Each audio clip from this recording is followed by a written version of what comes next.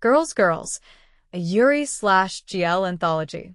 Ruthless Assassin's Bloody Aftermath. Please, we know nothing.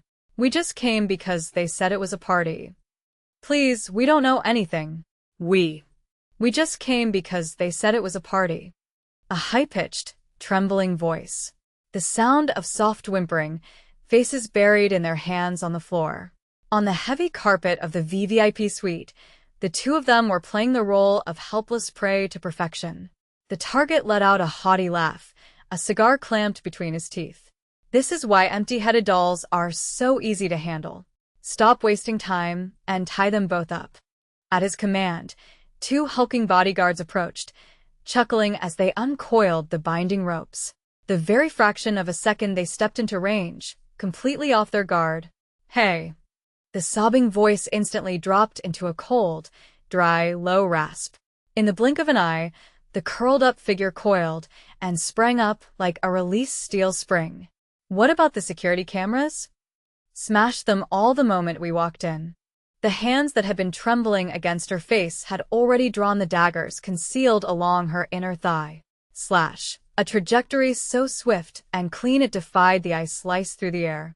The approaching guard collapsed to the floor, unable to squeeze out even a single gasp. Before a scream of pure horror could even tear past the target's lips, the hour of the perfect hunt began. Back to back, not a single word of instruction was needed between them. While one slid low beneath the table, shattering their enemy's knees, the other leaped off the sofa, wrapping her legs around the neck of an attacker charging from behind and snapping it in one fluid motion. Tearing open the hems of the restrictive party dresses that choked their movements, they swept through the room without a shred of mercy.